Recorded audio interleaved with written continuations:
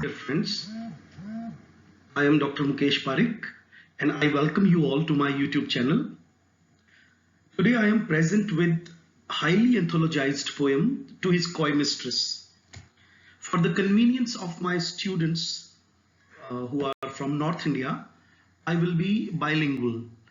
So let us start. इस poem को जब हम पढ़ते हैं तो सबसे इम्पोर्टेंट चीज इसमें यह है कि इसका जो टाइटल है टू हिज कॉय मिस्ट्रेस, इसका मतलब टू का मतलब है कि ये एड्रेस की गई है, तो इसका मतलब जरूर ये एक लिरिक है या कोई सॉन्ग है। और कॉय का मतलब अगर हम देखें तो रेनेसा काल में कॉय का जो मतलब था वो लगभग अब सेम मीनिंग है ऐसा हम नहीं कह सकते, because if you go to dictionary and you find the exact meaning of the word coy, तो आज आप देखोगे कि कॉय का एग्जैक्ट मतलब शाय नहीं है। इसके लिए I request you to please go to your dictionaries and check the meaning. Coy का मतलब लिया जाता है एक ऐसी लड़की से जो शर्मा रही है, लेकिन वो चाहती है कि उसका जो प्रेमी है वो उसके साथ प्रेम की बातें करे। So we can see that the exact meaning of the word coy does not mean that the girl or the beloved is very shy, and shy in the sense like she's sensitive and she does not want that publicly some show of love should be there. और mistress word को भी अगर हम आज check करें तो आज तो मिस्ट्रेस का मतलब कॉन्क्यूबाइन से या कि कीप से यानी रखेल से लिया जाता है, लेकिन उस जमाने में मिस्ट्रेस का मतलब लिया जाता था प्रेमिका से, बिलवड से। सो द टाइटल आज के जमाने में अगर इस टाइटल को मैं समझाऊं तो इसका मतलब एग्जैक्टली होगा एक उस जमाने के हिसाब से अगर हम मीनिंग देखें तो अपनी प्रेमिका जो कि शर्मा रही है और there are certain social restrictions on her behaviour, there are certain codes of morality which she must follow, and that we all know that these codes and these codes and conducts of morality in the name of patriarchy are hurled upon womankind. मतलब ये कि अगर वो लड़की शर्मा रही है तो जरूर क्या कारण है कि वो शर्मा रही है, जबकि जहां पर कवि और ये जो प्रेमी और प्रेमिका बैठे हैं जरूर वो उनका प्राइवेट प्लेस होगा, जरूर कोई गार्डन होगा, कोई ऐसी जगह जहां पर वो फ्री महसूस करे, लेकिन उसके बावजूद भी लड़की खुल के सामने नहीं आ पा रही है। तो ये उसके फ्रस्ट्रेशन का कारण बनती है प्रेमी के, जो कि लव लॉन है। Love lawn, LORN, love lawn का मतलब है जो प्यार में बिल्कुल पागल है और शायद फिजिकल इंटीमेसी चाहता है। फिजिकल इंटीमेसी वो नहीं एस्टैब्लिश कर पा रहा है, और we can say that before marriage he wants to take some advantage from the girl, from the beloved, जो कि वो लड़की उसको अलाउ नहीं कर रही है, या ऐसा मान सकते हैं कि वो थोड़ा शर्मा रही है। तो यहां से इस पोएम की स्टार्टिंग होती है और वो एड्रेस करता है। हम समझ सकते हैं कि पोएम इमेजिनरी है क्योंकि लव सॉन्ग्स है। अब इसके साथ साथ में पहली स्लाइड में तो मैंने आपको सिर्फ एक फोटो दिखा रखी है जिसमें गर्ल है और उसके चेहरे के भाव देखिए, शी इज नॉट रेडी, वो अपने एक हाथ से उसको हटा रही है। आप ध्यान से देखिएगा, इसका मतलब है कि प्रेमी चाहता है लेकिन प्रेमिका नहीं चाहती है। और इसमें शेपर्ड के तौर पे और शेपर्डस के तौर पर इनको दिखाया गया है, तो हम समझ सकते हैं कि ये एक पेस्टोरल लिरिक की कैटेगरी में आ सकता है, क्योंकि इसमें कोर्टली लिरिक की चीजें कम है, लेकिन फिर भी दोनों का मिक्सचर इसमें मान सकते हैं। तो जिन स्टूडेंट्स को ये मालूम नहीं कि मैं क्या बोल रहा हूँ, what is courtly lyric, what is pastoral lyric, so actually these were two genres, two categories of lyrics in the Elizabethan time, or say even after that also. So To His Coy Mistress एक ऐसी poem है जो Andriy Marvel ने लिखी है, और इसके अंदर वो अपनी प्रेमिका को मनाता है और हाइपरबली यानी कि एक्सेस ऑफ एग्जैजरेशन का इस्तेमाल करता है, जिससे कि वो कुछ ऐसा कहे कि प्रेमिका उसके पास आ जाए। तो उसके बाद मैं ये भी बात करूंगा कि पोएम की शुरुआत बहुत डिफरेंट है। ये एक ऐसी पोएम है जिसमें लॉजिकल यानी कि सिलोजिज्म का इस्तेमाल किया है। मतलब कि इसमें हम ज्यादातर क्या जानते हैं कि जो लव पोएम्स होती है उसमें कभी लॉजिक का इस्तेमाल नहीं करता है, लेकिन इस कविता में वो लॉजिक का इस्तेमाल करके और प्रूव करने की कोशिश करेगा कि समय बहुत कम है और बहुत ज्यादा हाइपरबलीज का इस्तेमाल किया है। जो अगर हम देखते हैं कि जो कंडीशनल सेंटेंस होते हैं इफ से स्टार्ट होने वाले, उसमें जो आपको पता है कि थर्ड कंडीशनल है वो हैड से स्टार्ट होता है, तो ये कविता वहां से स्टार्ट होती है। Had we but world enough and time, अगर हमारे पास होता बहुत, वर्ल्ड इनफ का मतलब है कि सारा संसार हमारा होता, टाइम और संसार को कभी ने मिक्स कर दिया है, मतलब कि ना तो हमारे पास टाइम है, अगर होता, अगर होता का मतलब है कंडीशनल सेंटेंस है, अगर होता तो तुम इस तरह से मना करती हुई प्रूडिश नेचर जो तुम्हारा शो कर रही हो कि नहीं नहीं मुझे प्यार नहीं करना है, तुम अभी मुझसे इस तरह की बातें मत करो, इस तरह से हम समझ सकते हैं कि जो ड्रामेटिक सेटिंग है कविता की उसमें बैकग्राउंड में यही है कि वो लड़का चाह रहा है और लड़की शायद बार बार मना कर रही है, तो वो लड़का उकता के बोलता है, झुंझला के बोलता है कि had we but world enough and time, अगर हमारे पास बहुत समय होता, बहुत ज्यादा स्पेस होता, this coyness lady were no crime, तो शायद ये जो तेरी कॉयनेस है, शर्मिलापन है, वो शायद एक क्राइम नहीं होता। वो इसका मतलब है अभी तो ये क्राइम है, इसका मतलब है एक अर्जेंसी दिखा रहा है जो जो बोल रहा है कविता के अंदर। You know the person who speaks in the poem might be and might not be a poet, we would sit down, तो फिर वो कल्पना कर रहा है। आपको पता है थर्ड कंडीशनल में हमेशा हम लोग सेकेंड और थर्ड कंडीशनल दोनों में ही हम जब वुड का इस्तेमाल करते हैं तो इसका मतलब है वी वुड सिट डाउन, तो हम बैठते एंड थिंक और सोचते विच वे टू वॉक, कि कौन से रास्तों पर चले, and pass our long loves day, और हम अब गुजारे, पास मतलब गुजारे अपने प्यार के लंबे लंबे दिन। Now by the Indian Ganges side, अभी क्वेश्चन नेट में आया है कि कौन सी वो पोएम है जिसमें गंगा नदी का रेफरेंस है। देखिए गंगा को इंग्लिश में गैंजेस बोलते हैं, गैंगीज भी बोलते हैं कुछ लोग, क्योंकि आपको पता है गंगा की बहुत सारी सहायक नदियां हैं, अलकनंदा है और बहुत सारी और भी हैं, वो मिलकर के जब एक जगह इकट्ठा होती हैं, आपने देखा होगा ऋषिकेश के पास आते आते तब वो गंगा कहलाती है। कवि ने बोला है कि अगर हमारे पास समय होता तो हम इतनी दूर दूर तक बैठ के भी प्यार की कसमें खाते कि तुम कहाँ होती, इंडियन गेंजेस साइड, तुम तो होती गंगा के पास, शुडेस्ट रूबीज फाइंड। अब देखिए भारत को पहले से कितना अमीर माना जाता है कि रूबीज का मतलब होता है माणक, तो कवि कल्पना कर रहा है कि तुम तो माणक ढूंढ रही होती वहां नदी के किनारे, I by the tide of Humber, और हम्बर नदी की बात कर रहा है जो इंग्लैंड में है, कहता है कि और मैं यहाँ हम्बर नदी के किनारे कंप्लेन कर रहा होता बैठा बैठा कि अभी तक आई नहीं। I would love you 10 years before the flood, और हम्बर नदी के बारे में कहा जाता है कि उसमें हर 10 साल में बाढ़ आती है। कहता है इतना लंबा समय हम व्यतीत करते, शिकायत करते एक दूसरे से, इंतजार करते, and you should if you please refuse, और जब तुम चाहती तो तुम शायद मुझे तब भी रिफ्यूज कर देती। मतलब यहाँ पे जो मान के चल रहा है कवि के इतने लंबे इंतजार के बाद तो कोई रिफ्यूज नहीं करता, लेकिन क्योंकि हमारे पास समय बहुत होता तो शायद तुम्हारी मर्जी होती तो तुम मुझे रिफ्यूज भी कर देती, लेकिन अभी हमारे पास इतना टाइम नहीं है। तो in the starting part of these 9 lines we see that the poet has shown an urgency, एक ऐसी उत्कंठा, एक अभिलाषा, एक इच्छा जाहिर कर रहा है कि मुझे तेरे पास जल्दी से आने दे। Next slide. अब मैंने इसमें 3 सेक्शंस में डिवाइड किया है। आप राइट हैंड साइड में तो कविता चल रही है, कुछ एक्स्ट्रा बातें आपको बताना चाहता हूं कि अब इसकी थीम क्या है। एक कार्पे डीम थीम पर यह कविता आधारित है। मैं इसको पढ़ रहा हूं, आप ध्यान से देखिएगा कि कार्पे डीम थीम क्या होती है। It is a Latin phrase that means seize the day, बहुत फेमस है। सीज द डे का मतलब है जो तुम्हारे पास दिन है इसका फायदा उठा लो, इसको पकड़ लो।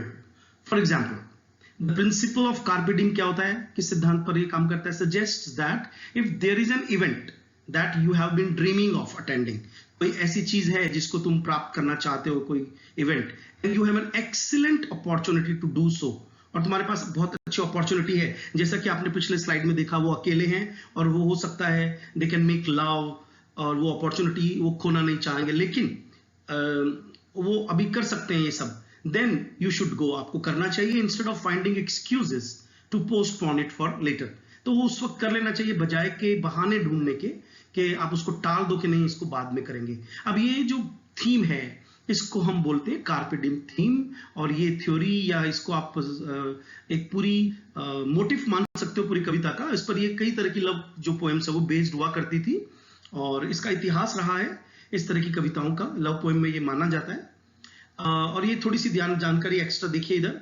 हिज कॉय मिस्ट्रेस जो कविता है is structured into 3 fairly long stanzas, लंबे लंबे स्टेंजास हैं इसमें। मतलब हम कह सकते हैं कि इसमें ट्रीपार्टाइट अर्थात 3 हिस्से हैं, डिविजन्स हैं, वो सजेस्ट करते हैं the form of the syllogism, जो मैं भी बता रहा था। सिलोजिज्म है इसमें, यानी कि तर्क है कि अगर ऐसा होता तो वैसा हो जाता, परंतु ऐसा नहीं है इसलिए ऐसा नहीं हो सकता। एन ओल्ड लॉजिकल फॉर्म है used from Greek time onwards, which consisted of a major premise.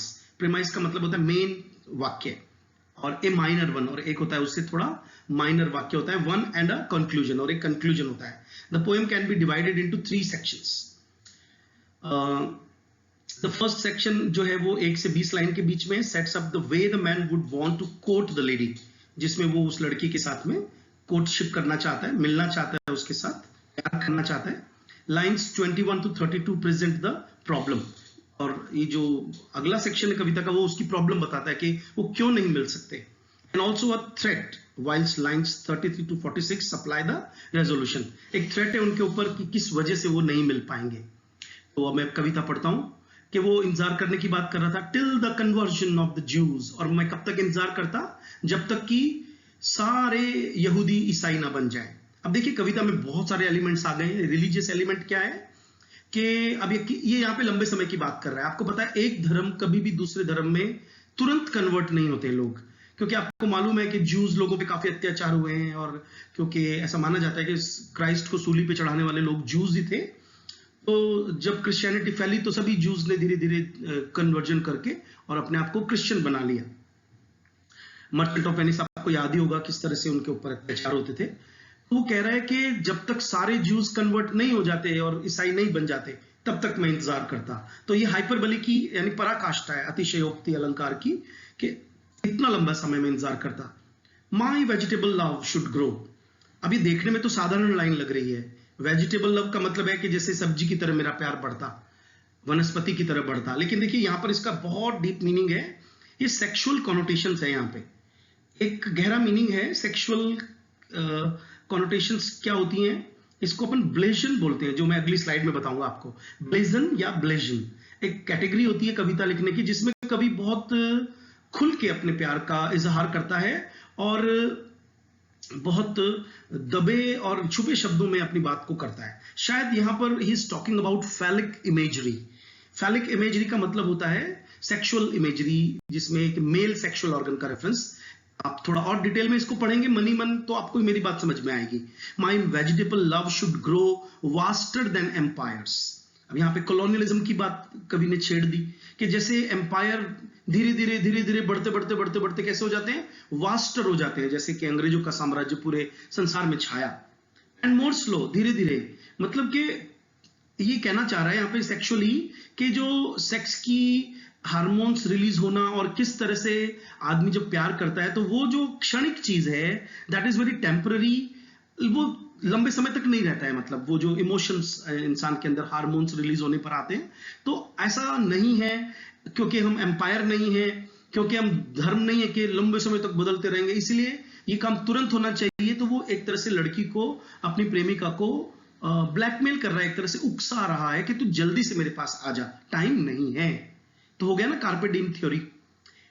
And 100 years, ये भी पुरानी इंग्लिश है। आजकल हम 100 को 100 नहीं बोलते हैं, वो पुरानी इंग्लिश में इसको 100 बोला जाता होगा, इसीलिए आर्टिकल एन इस्तेमाल हुआ है। आप ये मत सोच लीजिएगा कि इतने बड़े राइटर ने 100 के पहले एन लिखा है तो हम भी अब लिख लें, because you know the pronunciation and the grammar has changed a lot. कह रहा है कि an 100 years should go to praise thine eyes. ये हाइपरबलीज का बहुत अच्छा उदाहरण है। तो कह रहा है कि तेरे आंखों की खूबसूरती को प्रेज करने के लिए मैं पूरे 100 साल लेता। And on Dai forehead gauge, और तेरे माथे पर देखता रहता। 200 टू अडोर ईच ब्रेस्ट, और ये थोड़ा सा वोलप्चुअसनेस आ गया है, जो कि प्रेमी प्रेमिका के बीच में होना एक लाजमी और आम बात मानी जाती है कि तेरी एक एक ब्रेस्ट को मैं तारीफ करता, अडोर मतलब प्रशंसा करता, और 200 साल तक करता ही रहता। बट अब ये कविता का सेकंड सेक्शन आ गया है, देखिए उसमें उसने अब तक तो ये कहा कि अगर ऐसा होता तो मैं ऐसे करता, परंतु व्हाट इज द प्रॉब्लम क्या है, 30,000 टू द रेस्ट। और रेस्ट, द रेस्ट का मतलब तेरे बाकी के बॉडी पार्ट्स के लिए मेरे पास 30,000 साल होते तो मैं उनको लगातार तारीफ करता। An age at least to every part, exaggeration और हाइपरबलीज यूज कर रहा है, और मैं एक एक उम्र दे देता तेरे एक एक बॉडी पार्ट के लिए। And the last age should show your heart. तो कविता के बारे में ये भी पता चल रहा है हमें कि ये 100% कार्नल प्लेजर यानी कि केवल सेक्स या उन्मुक्तता की कविता है, क्योंकि उसमें ये कहता है कि लास्ट एज में हार्ट की बारी आती, क्योंकि शायद लड़की बार बार कह रही है, प्लेटोनिक लव की बात कर रही है, शायद वो स्पिरिचुअल लव की बात कर रही होगी कि नहीं नहीं हम तो एक दूसरे से प्यार करते हैं, इन सब की क्या जरूरत है। तो वो उसको शायद जवाब दे रहा है कि वो कह रहा कि हम हार्ट को दिखाते बाद में, पर प्यार को पहले।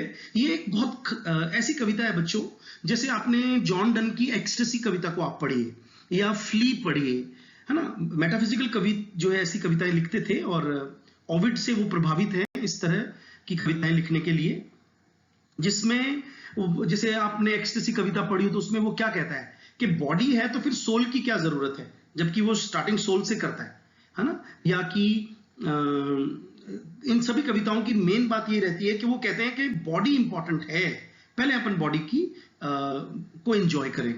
और एंड्रयू मार्वल की heart body and soul, sorry not heart, body and soul नाम की फेमस कविता जिसपे नेट पे क्वेश्चन आया हुआ है, उसमें भी वो बॉडी की जीत दिखाता है दोनों के डायलॉग में। So that was very common in that age to write about body and soul. So here writer is stressing that physical love is more important.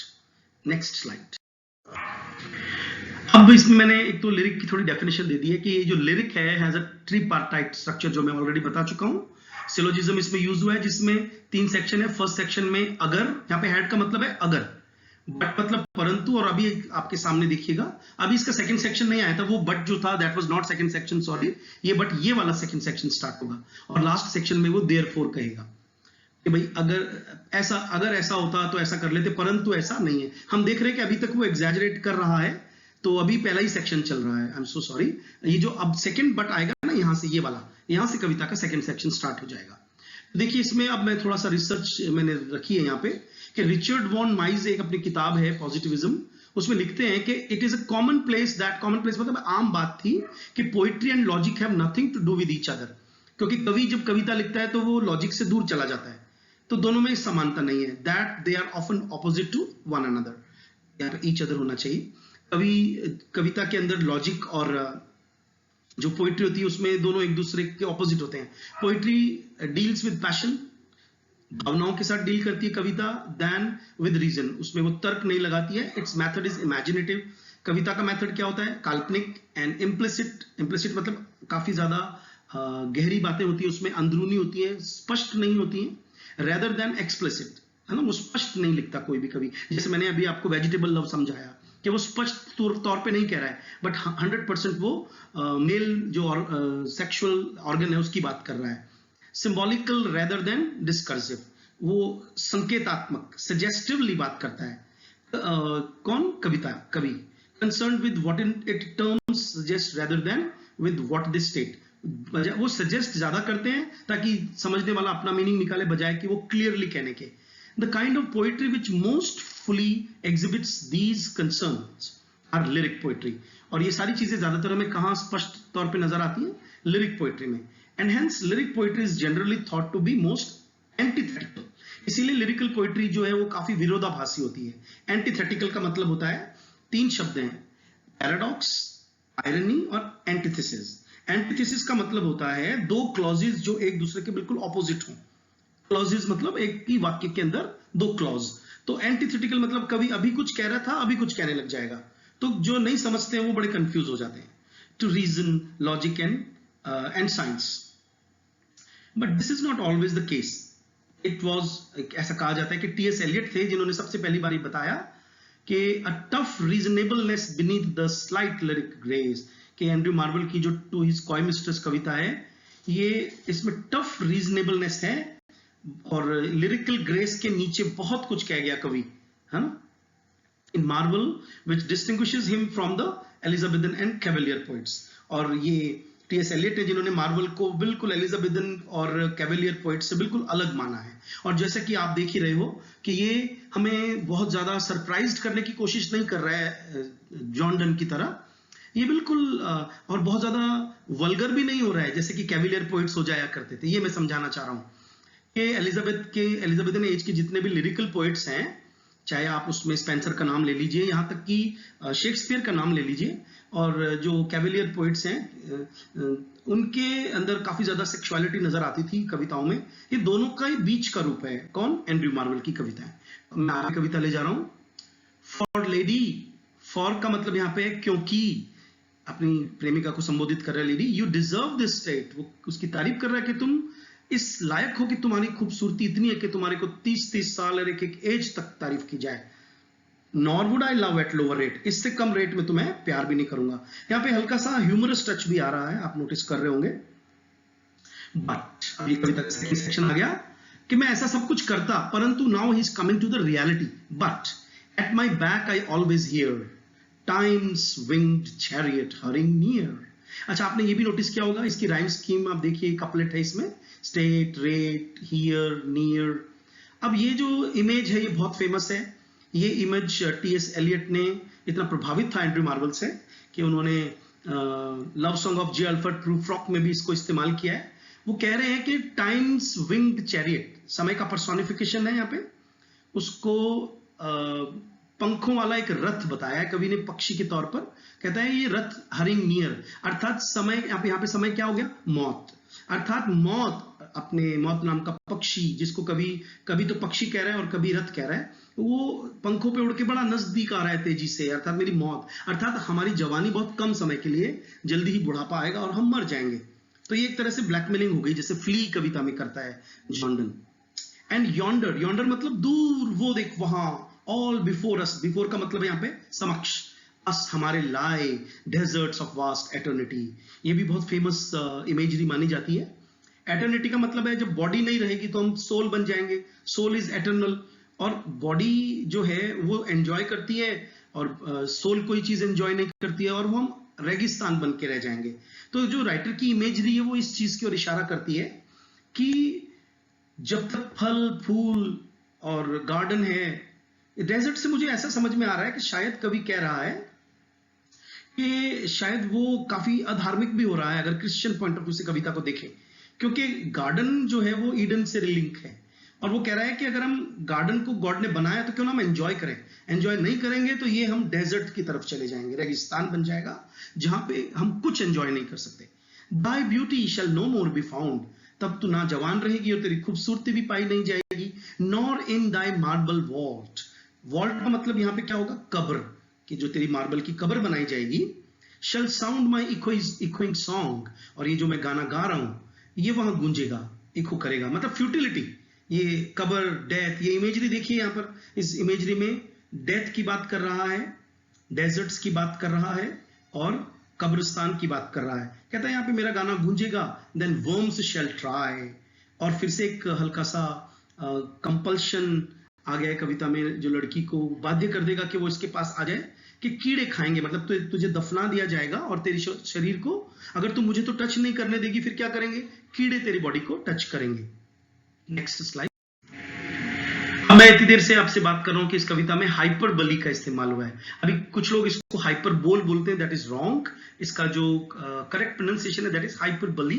ये फिगर ऑफ स्पीच है जिसमें जो कवि या जो बोलने वाला है वो काफी एग्जैजरेट करता है, अतिशोक्ति अलंकार का इस्तेमाल होता है, और उसमें कुछ ह्यूमरस टच जरूर आता है। बच्चों, जब आप बढ़ा चढ़ा के कोई बात कहोगे तो उसमें हंसी आना लाजमी है।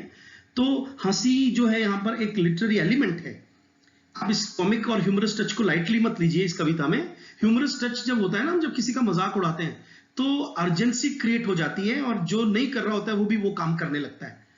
तो इस बात को नोटिस करें।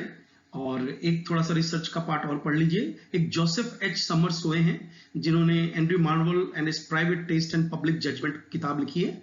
उसमें उन्होंने कंफर्म किया है that to his coy mistress में जो ट्रेडिशनल प्ली है, प्ली मतलब जो कवि निवेदन कर रहा है, याचना कर रहा है, टू गिव अप कॉयनेस, के त्याग दे अपनी शर्मिलेपन को, and seize the day for love, और अपने इस जवानी को इस्तेमाल कर ले, यानी कि get ready to make love. Sex word हम यूज नहीं करते लिटरेचर में, मोस्टली हम बोलते हैं make love.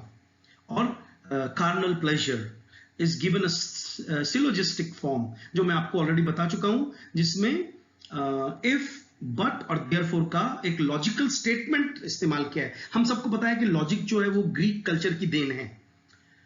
Like the anniversary एक कविता हुई, आपको पता है, ट्विकन गार्डन कविता है, द ड्रीम एक पोएम है, वैलेडिक्शन ऑफ वीपिंग जॉर्डन की कविता है, to his coy mistress is structured into 3 fairly long stanzas, जो मैं आपको पहले बता चुका हूं।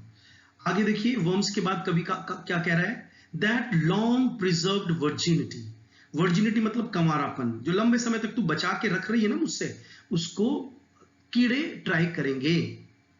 And your quaint honour, quaint मतलब ये अजीब सा, यहां पर वो उसको थोड़ा सा धिक्कार रहा है कि अजीब सा है तेरा ऑनर। ऑनर क्या होता है, तो ये लड़की का जो ऑनर है, कवि काफी हद तक रोमांटिक भी है प्लस मॉडर्न भी है, क्योंकि ऑनर जो है लड़की का, जब हम जैसे किसी लड़की का जब रेप होता है, तो ये केवल एक कल्पना ही है कि हम सोचते हैं कि उसकी इज्जत लुट गई, है ना। ये मैं बात इसलिए कर रहा हूं ताकि मैं बता सकूं आपको कि समाज के दिए हुए ये मोरालिटी के नियम जब हम लाद देते हैं लड़कियों के ऊपर, तब वो ऑनर नाम का कॉन्सेप्ट ओढ़ लेती है।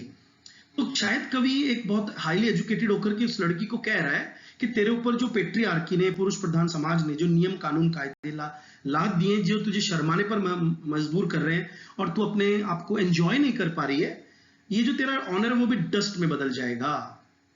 And into ashes all my lust, मेरी जो ये सेक्स के प्रति जो मेरी लस्ट है, वासना है, ये भी एक दिन राख हो जाएगी।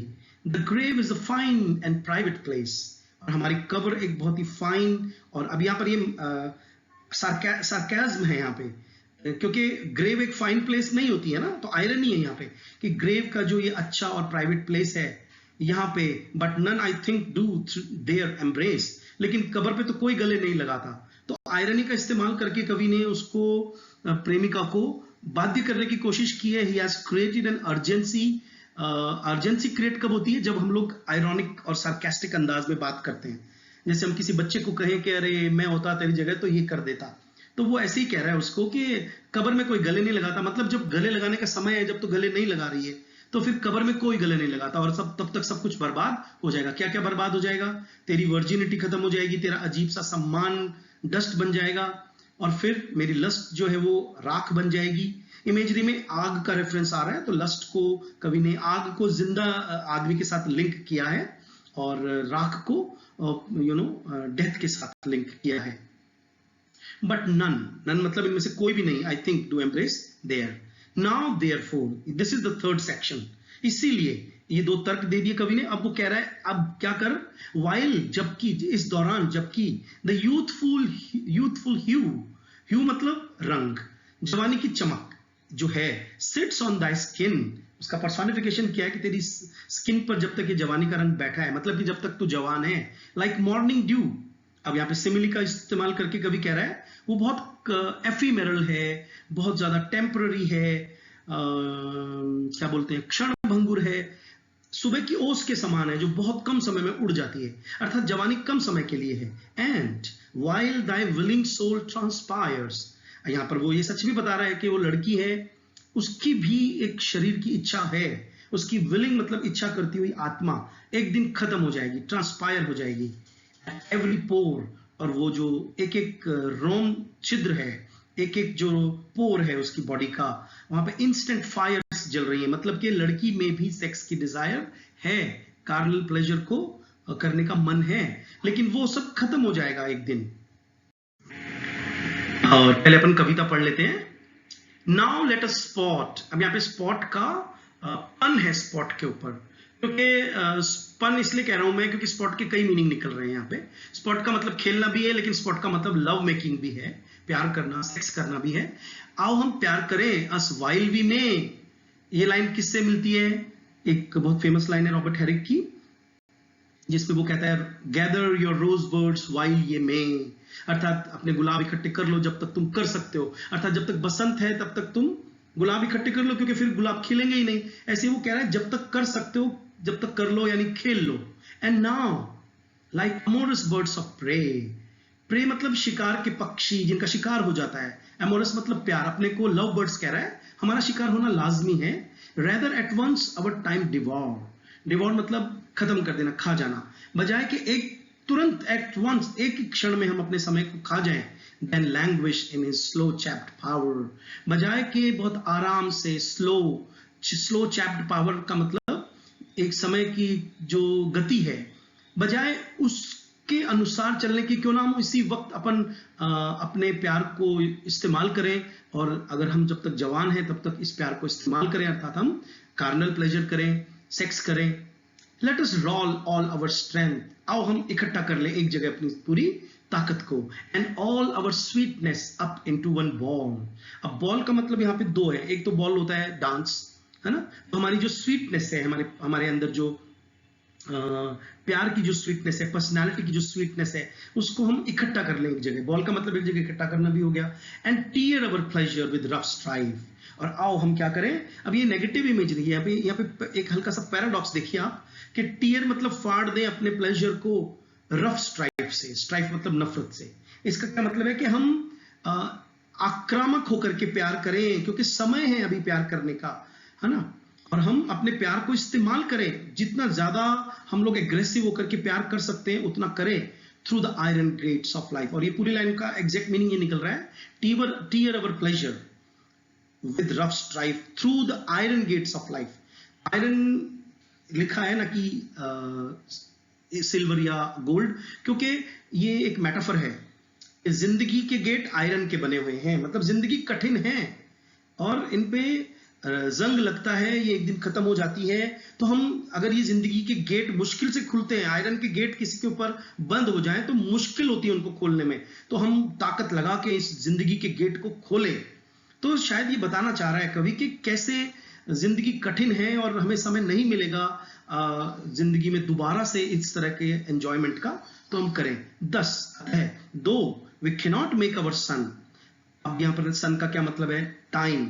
भाई हम अपना समय नहीं बना सकते, हम अपना ब्रह्मांड नहीं बना सकते, हम ये नहीं कह सकते कि मेरे हिसाब से वीक बन जाए, तो हम अपना टाइम नहीं बना सकते स्टैंड स्टिल, और हम अपने सूरज को ये नहीं कह सकते कि वो अभी खड़ा हो जाए, मतलब टाइम को रोक नहीं सकते। Yet we will make him run, तो कोई बात नहीं, हम उसको ये तो कह सकते हैं कि सन तू अपना काम कर, तू चल, और जैसे समय चले वैसे हम भी चले, मतलब हम भी प्यार करें, क्योंकि समय ने हमें ये मौका दिया है, हमें जवानी दी है, तो why should not we make love. So this is all about this poem. Now अब ये क्या है, एक्स्ट्रा एक तो हीरोइक कॉपलेट्स में लिखी है और इसका मीटर आयम्बिक टेट्रामीटर है। अब इस लाइन में अब मैं एग्जैक्टली टेट्रामीटर इसलिए नहीं कह सकता क्योंकि इसमें कुछ जगह पर लाइनें लंबी हैं और वहां पे कवि ने आयम्बिक पेंटामीटर का, आयम्बिक का मतलब अनस्ट्रेस्ड और फिर स्ट्रेस्ड, और कुछ कुछ जगहों पर जैसा भी है through the iron gates of life, through the iron. अब इस लाइन को अगर हम पढ़ें थ्रू द, देखिए थ्रू में through the iron gates of life, हम देखिए कि अनस्ट्रेस से एंड हो रहा है, our sweetness up into one ball, our, है ना, अनस्ट्रेस से stress, sweetness up into one ball. हम देख रहे हैं कि कवि ने आयम्बिक पेंटामीटर का और कभी कहीं कहीं उसने टेट्रामीटर का इस्तेमाल किया है। The poem also reflects the tradition of the erotic blazon. ये एक एक्स्ट्रा जानकारी मैं दे रहा हूँ। इरोटिक मतलब जिसमें हम सेक्स की और वॉलप्चुअसनेस की बात करते हैं। ब्लेजन एक खास टर्म हो गई इन विच, इसमें क्या होता है, a poet constructs elaborate images of his lovers beauty. इसने ब्रेस्ट की इमेज का इस्तेमाल किया है यहाँ पे, by carving her beauty. At least 2 poets have taken up the challenge of responding to Marvel's poem. अब ये एक्स्ट्रा बातें मैं आपको बता रहा हूँ। जैसे हमें पता है कि एक ट्रेडिशन रहा है कि कोई भी पोएम होती है तो कुछ कवि उसका रिस्पॉन्स देते हैं। तो एक एनी फिंच करके है, उन्होंने कवि का इमेजिनरी आंसर दिया है कॉय मिस्ट्रेस का, और वो सजेस्ट करती है that poetry is a more fitting use of their time than love making.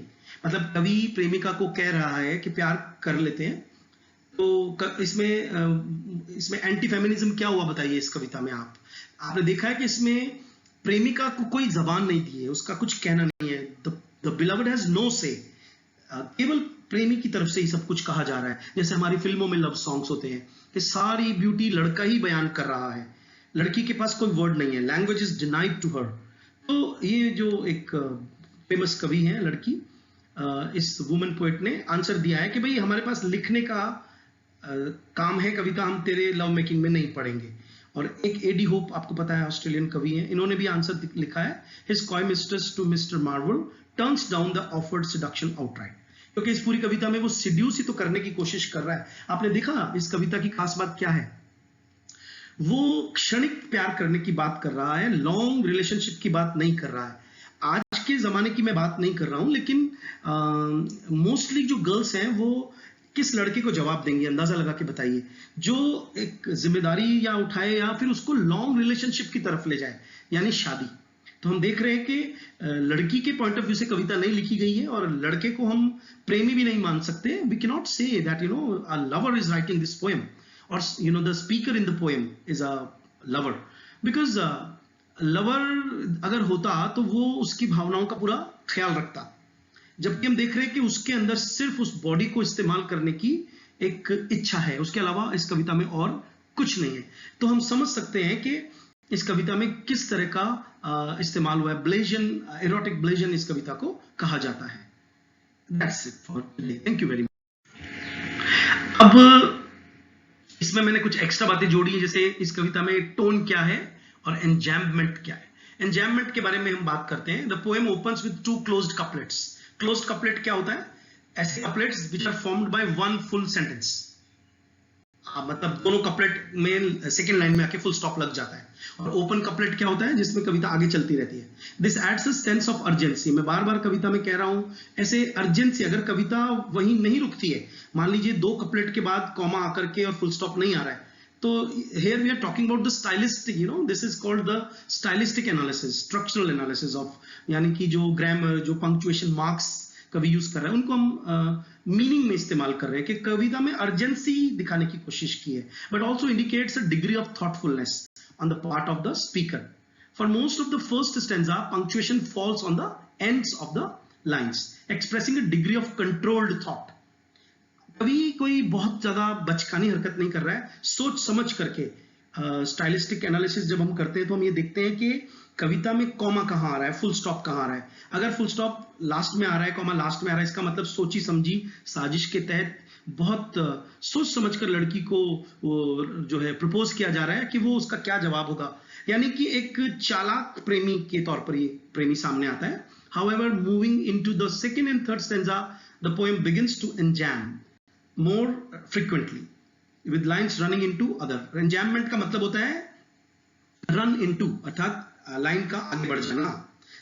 The second and third stanza express the speaker's mounting passion as well as the sense of urgency he is trying to create. This is demonstrated, ये दर्शाया गया है through the enhanced use of commas which extend thoughts and give the stanzas. क्योंकि जब हम comma इस्तेमाल करते हैं, इसका मतलब है अभी हमें और कुछ कहना है, कभी रुक नहीं रहा है, इसका मतलब उसके मन में बहुत पैशंस आ रहे हैं और वो हर तरीके से लड़की को मना लेना चाहता है। कभी रियल लाइफ में ऐसी सिचुएशन देखना कि कोई ऐसा मौका है और एक लड़का चाहता है किसी लड़की का नाजायज फायदा उठाना, तो उसे कन्विंस करने की बहुत कोशिश करेगा। Thoughts and give the stanzas a more stream of consciousness feeling. Stream of consciousness हम 20th सेंचुरी में पढ़ते हैं, लेकिन हम समझ रहे हैं कि इसके मन में जो जो आ रहा है कवि उसको कह रहा है। प्रोनाउन शिफ्ट क्या है? In the final stanza, the speaker shifts away from first person singular pronoun I से and instead begins utilizing first person plural pronoun. I से वो V पे आ जाता है। देखिए कितना चालाक है। मतलब जैसे जो आदमी रेटोरिक्स का ज्ञान जिसको होता है ना, कि वो कैसे लोगों को बरगलाए, तो वो कैसे इस्तेमाल करेगा कि जैसे मान लीजिए मैं कहूं कि मेरे चैनल को सब्सक्राइब करें, तो मैं अगर आपको इसमें शामिल कर लूं तो मैं ऐसे कहूंगा कि आप गरीब जो स्टूडेंट्स हैं उनकी मदद करने के लिए, अपने भाइयों की मदद करने के लिए अपना चैनल जो है वो सब्सक्राइब करें। आपने कई लोगों को देखा होगा कि जैसे किसी को कहना है कि भाई क्या ये आपका स्कूटर है, तो वो ऐसे बोलते हैं अपना ही है ना। तो इसका मतलब है वो अपने आप को लिंक कर लेते हैं। देखिए ये इसमें पॉजिटिव और नेगेटिव दोनों ही थॉट हैं। यहां पर मैं ये बात इसलिए समझा रहा हूं कि प्रोनाउन शिफ्ट जो है आप नोटिस करना सीखें, ताकि आपको ये पता चले कि चालाकी कहां है कविता के अंदर। The shift away from thy and I to us and our symbolizes the union between the speaker and his mistress in their metaphorical fight। Metaphorical fight चल रही है ना पूरी कविता में, आपने देखा होगा एक साइलेंट फाइट है कि लड़की बोल नहीं रही है, लड़का मना रहा है लगातार, है ना, अगेंस्ट टाइम, और वो समय से लड़ रहे हैं। वो समय, उसका समय अलग है, इसका समय अलग है। उसका समय क्या है? उसका समय है कि उसको जो थोड़ा बहुत टाइम मिला है बाहर आने का, हो सकता है वो समय पे घर नहीं पहुंचे तो शायद उसको क्वेश्चन मार्क किया जाए, और इधर लड़का ये सोच रहा है कि थोड़ी देर में चली जाएगी तो मैं इसका जितना जल्दी हो सके फायदा उठा लूं, as well as the more literal conservation of their love. तो दोनों ही बातें, टाइम का एक मतलब उम्र से भी है, जिंदगी से भी है, फिलोसॉफिकल भी है कविता कि अगर हम उन्मुक्तता की, अगर हम एक ऐसी बात करें कि that there are no restrictions in the society, then we can all do whatever we like, but फिर तो ये समाज एक जंगल बन जाएगा। तो एक तरह की लड़ाई तो है, और समाज के विरुद्ध है, परंपराओं के विरुद्ध है। तो कविता जब कभी बहुत ज्यादा एंथोलॉजाइज्ड हो जाए, बहुत ज्यादा कैनोनाइज्ड हो जाए, सब जगह सिलेबस में पढ़ाई जाए, तो जो बच्चे हिंदी मीडियम हैं, जिनकी वजह से मैं हिंदी बोल रहा हूं, एक तो उन्हें यह समझना चाहिए कि ना केवल हम हिंदी करें उस कविता को समझने के लिए, बल्कि उसके शब्दों की, और यहां तक कि अगर मैं स्टाइलिस्टिक एनालिसिस को और गहरा ले जाऊं तो उसने मोनोसिलेबिक वर्ड्स कितने यूज किए, बाय और मल्टीसिलेबिक वर्ड्स कितने यूज किए, कितना पॉज है, कविता में स्ट्रेस कहाँ है, कहाँ स्ट्रेस नहीं है, इमेजरी कैसी है, इन सबसे भी हम इस तरफ जा सकते हैं। सिनोनिम्स को हम चेक कर सकते हैं, एंटोनिम्स को कर सकते हैं, हम लोग ग्रामर को एनालाइज कर सकते हैं, और ये सारा न्यू क्रिटिसिज्म के पॉइंट ऑफ व्यू से जब हम एनालिसिस करते हैं तो हम कवि के खुद के जो कविता में पैराडॉक्स है, एंटीथेसिस है, ये सब देख करके हम कवि के माइंड को एनालाइज करके उसके सामने रख सकते हैं कि कवि की मन के भाव क्या थे। तो अब राइम आते हैं थोड़ा सा। The poem is written in iambic tetrameter, जैसे मैंने कहा, meter featuring 4 sets of 2 syllables per line for a total of 8 syllables per line. It is structured as a series of rhyming couplets with, वो मैंने बता ही दिया, A B C C rhyme scheme है इसके अंदर, और closed couplets का इस्तेमाल हुआ है। मैंने बताया आपको कि हर 2 कपलेट के बाद, 2 लाइन्स के बाद फुल स्टॉप आ जाता है। couplets representing a completed sentence, ये हम ऑलरेडी बात कर चुके हैं। राइम स्कीम है जैसे लाई, एटर्निटाई, अच्छा ये इसको आई राइमिंग भी बोलते हैं। लाई के साथ में, लाई का प्रोनाउंसिएशन लाई है तो एटर्निटाई होना चाहिए ना, लेकिन हम आज इसको क्या बोलते हैं, एटर्निटी। तो ऐसा कई बार होता है, आई राइम बोलते हैं इसको। कवि क्या करता है, मन में सोच लेता है कि हाँ देखने में इनका राइम स्कीम फिट बैठ रहा है। अब इसकी कुछ एक्स्ट्रा बातें करते हैं। ये लास्ट स्लाइड है। 1681 के आसपास ये कविता पब्लिश हुई थी, और it is the most read of all works by Andrew Marvell, characterized by some critics as the best metaphysical poem in English. Widely anthologized, this poem appears often in undergraduate poetry survey courses. Its carpe diem or seize the day theme was popular one in English Renaissance poetry, drawing on a classical tradition exemplified by Catullus. ये slide मैंने इसलिए रखी ताकि आपको ये नाम समझा सकूं। कैटलस ने इस तरह की कविता शुरू की थी। उस कविता का नाम था वाइवेमस मिया लेस्बिया एटवे एमेमस, और इसका इंग्लिश है लेट अस लिव माय लेस्बिया, उसकी प्रेमिका का नाम, and love. Adopted widely, it appeared in poetry including that by Ben Jonson. Drink to me with thine eyes, ये कविता फेमस है बेन जॉनसन की। रॉबर्ट हैरी की कविता में बता चुका हूँ, gather your rosebuds while ye may, and John Donne की फ्ली, और भी कई कविताएं हैं जैसे एक्सटेसी है वगैरह वगैरह। Some critics label the poem a near parody on the theme as Marvell incorporates so liberally the figurative language of hyperbole, मतलब बहुत ज्यादा हाइपरबली का इस्तेमाल करते हुए लगभग कवि ने कैटलस की पोएम को ही पैरोडी किया, ऐसे कहा जाता है। He probably wrote this courtly lyric, मैंने शुरू में कहा कि ये पेस्टोरल लिरिक की कैटेगरी में आ रहा है, लेकिन वो लेडी वर्ड की वजह से हम इसको कह सकते हैं कि क्योंकि इसमें नेचर की इमेजरी कम आ रही है, तो we can call it a courtly lyric. Between 1640 and 50 में लिखा था, पर ये पॉस्टुमस पब्लिश हुई थी कविता इनकी। पॉस्टुमस का मतलब है इनके डेथ के बाद में कवि के, मिससेलेनियस पोएम्स के नाम से।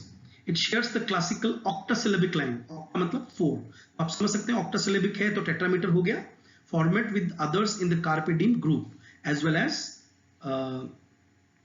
some attributes employed by metaphysical poets and poetry. मतलब कि ये 100% मेटाफिजिकल कविता की कैटेगरी में भी नहीं आती है, इसमें मेटाफिजिकल कविताओं की कैटेगरी का कुछ हिस्सा शामिल है, क्योंकि आपको पता है मेटाफिजिकल कविताओं में कभी क्या करता है, वो बहुत ज्यादा डिसिमिलर चीजों को जबरदस्ती जोड़ देता है, बोथ ऑफ दोज टेक्निक्स। लेकिन हाँ, इसमें भी कई जगह कवि ने जोड़ा है, techniques were common in Marvell's works. So हम इसको ओवरऑल हम लेते हैं मेटाफिजिकल पोएट के तौर पर। It's form is that of the logical argument. Main खास बात इस कविता की जो हम बार बार कर रहे हैं, सिलोजिस्टिक है, 3 सेक्शन में है कविता, डिवाइडेड इनटू 3 सेक्शंस। मैं इस कविता के अंदर एक नई चीज जोड़ता हूं जो मैंने पढ़ी तो नहीं है, क्योंकि जहां भी 3 चीज आती है ना, वो क्रिश्चियनिटी से लिंक हो जाती है, क्योंकि आपको पता है कि क्रिश्चियनिटी में गॉड, क्राइस्ट और होली गोस्ट 3 लोग हैं।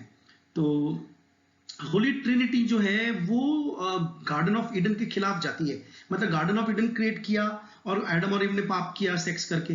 तो मेरे ख्याल से ये कविता जो है वो, इस कविता कवि ये कहना चाह रहा है कि शायद ये एंटी क्रिश्चियन कविता है, वो रिलीजन के खिलाफ जाने की कह रहा है। वो ऐसे कह रहा है 3 स्ट्रक्चर में 3 स्टैंजा में बांट करके, और शायद वो कह रहा है कि धर्म जो लड़कियों के ऊपर ज्यादा लागू होता है, लड़की को उससे बाहर आना चाहिए। मतलब मैं इसकी फेमिनिस्टिक रीडिंग भी कर सकता हूँ, स्टाइलिस्टिक रीडिंग हम और स्ट्रक्चरलिस्टिक रीडिंग और न्यू क्रिटिक रीडिंग मैं ऑलरेडी कर चुका हूँ। The first premise, the second premise and the conclusion जो है कविता में, बिकॉज इन मार्वल्स इरा, उसके समय में कॉय कुड मीन मॉडेस्ट और शाइन, जैसे कि मैंने कहा कि आज कॉय का मतलब कैसी है, एक नेगेटिव वर्ड है कॉय, लेकिन उस जमाने में शायद नहीं रहा होगा।